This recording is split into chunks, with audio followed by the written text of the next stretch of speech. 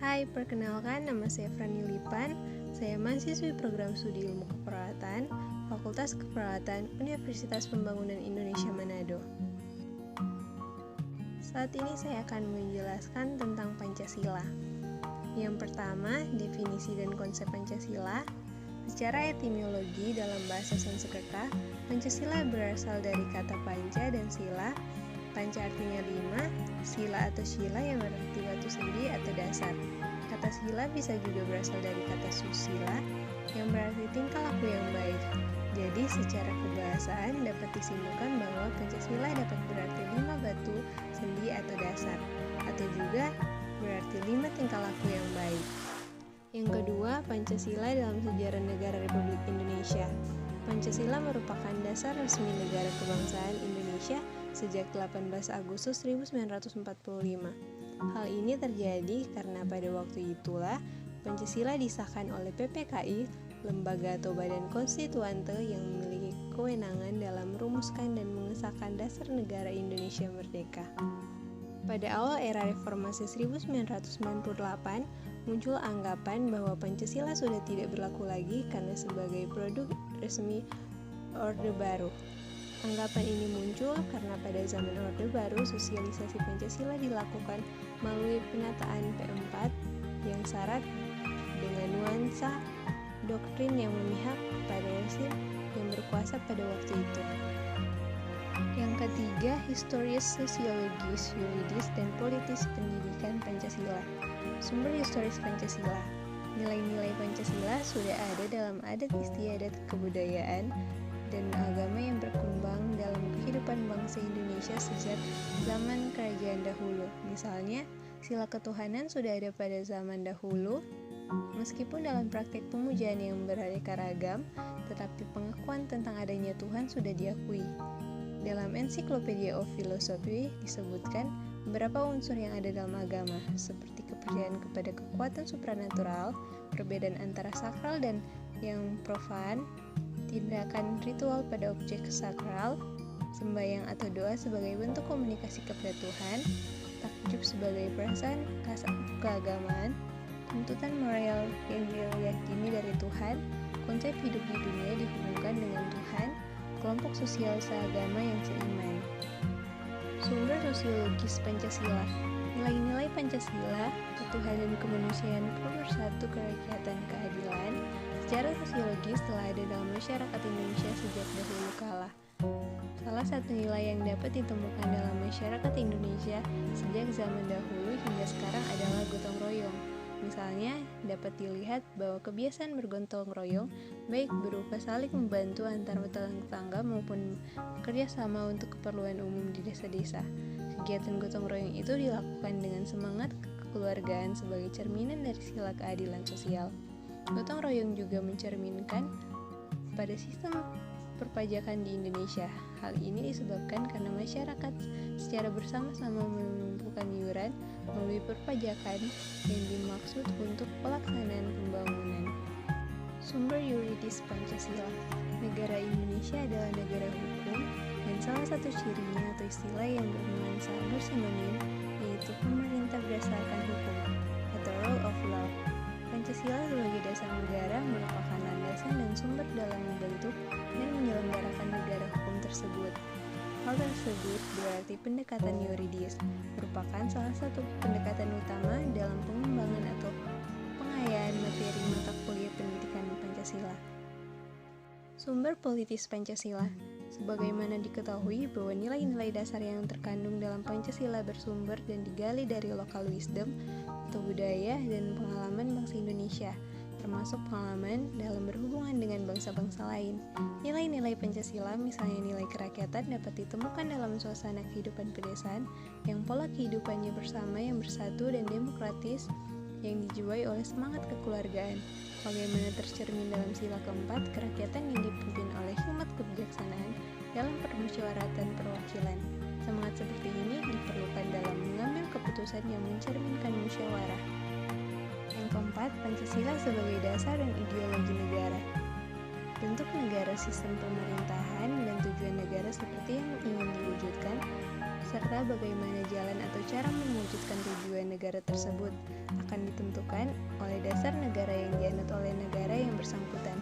Dengan kata lain, dasar negara akan menentukan bentuk negara, bentuk dan sistem pemerintahan, dan tujuan negara yang ingin dicapai, serta jalan apa yang ditempuh untuk mewujudkan tujuan suatu negara. Pancasila sebagai dasar negara yang autentik termaktub dalam pembukaan Undang-Undang 1945. Inti esensi nilai-nilai Pancasila tersebut yaitu ketuhanan, kemanusiaan, persatuan, kerakyatan, dan keadilan sosial. Yang kelima, dasar Pancasila sebagai sistem filsafat, etika, dan dasar nilai perkembangan ilmu.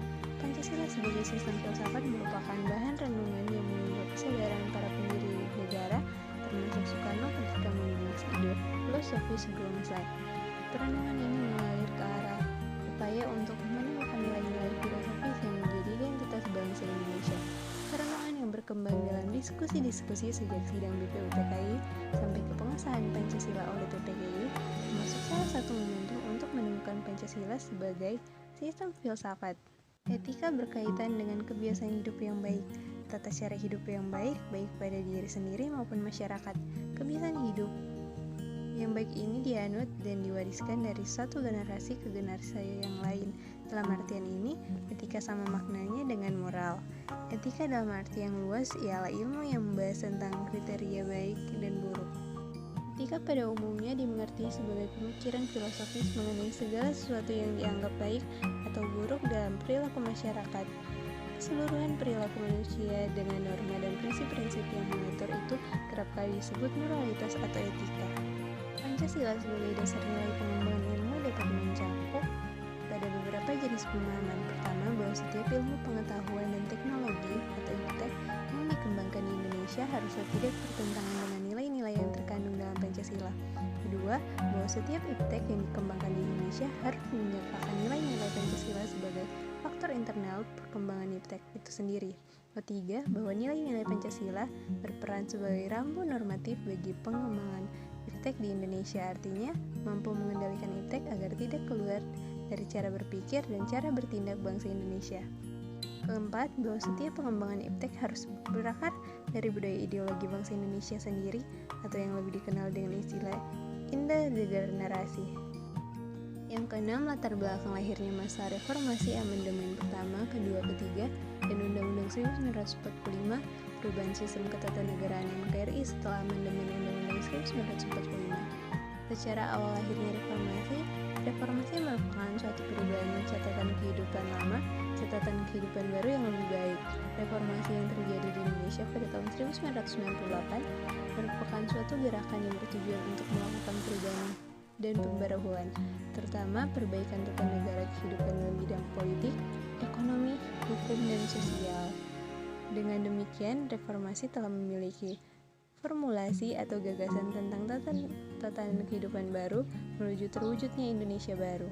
Amandemen Undang-Undang 1945, amandemen pertama. Pada amandemen pertama menyempurnakan ke-9 pasal, yakni pasal 5, 7, 9, 13, kemudian pasal 13, 15, 17, 20, dan pasal 21. Pada perubahan prudental yang dilakukan yaitu pergeseran kekuasaan membentuk undang-undang dari Presiden ke DPR dan pembatasan masa jabatan Presiden selama 5 tahun dan sesudahnya dapat dipilih kembali dalam jabatan yang sama hanya untuk 1 kali masa jabatan. Amandemen kedua, pada amandemen tersebut ada 15 pasal perubahan atau tambahan dan perubahan 6 bab. Amandemen ketiga berlangsung pada sidang umum MPR 1 hingga 9 September 2001. Ada 23 pasal perubahan atau tambahan dan 3 bab tambahan. Amandemen keempat berlangsung pada sidang umum MPR 1 hingga 9 Agustus 2012.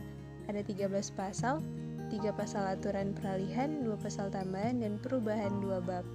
Yang ketujuh, implementasi sila pertama, sila kedua, sila ketiga, sila keempat, dan sila kelima Pancasila dalam aspek kehidupan bangsa.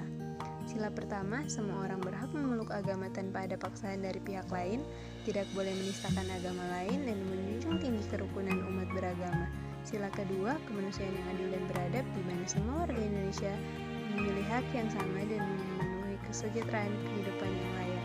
Persamaan hak dalam politik, kesetaraan dalam hukum, dan hal-hal yang diatur dalam undang-undang tanpa melihat suku dan ras.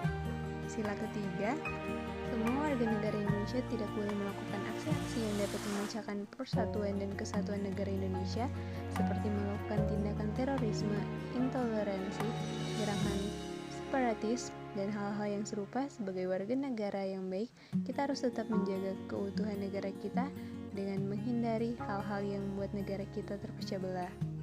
Sila keempat, kerakyatan yang dipimpin oleh hikmat kebijaksanaan dalam permusyawaratan perwakilan. Banyak sekali terdapat kasus yang menunjukkan penurunan nilai sila tersebut. Hal ini ditunjukkan oleh banyaknya kasus sengketa pilkada yang harus berakhir di MK. Sila kelima, kemanusiaan. Sila kelima, keadilan sosial bagi seluruh rakyat Indonesia, yang merupakan sila terakhir dalam Pancasila. Tujuan secara umumnya adalah pemerataan kesejahteraan dan keadilan sosial bagi seluruh warga negara Indonesia. Rakyat Indonesia berhak mendapatkan penghidupan yang layak, penghormatan terhadap HAM, perlindungan keamanan dan hukum, lingkungan sosial yang sehat, dan hal lain yang berkaitan dengan kesejahteraan seluruh negara Indonesia.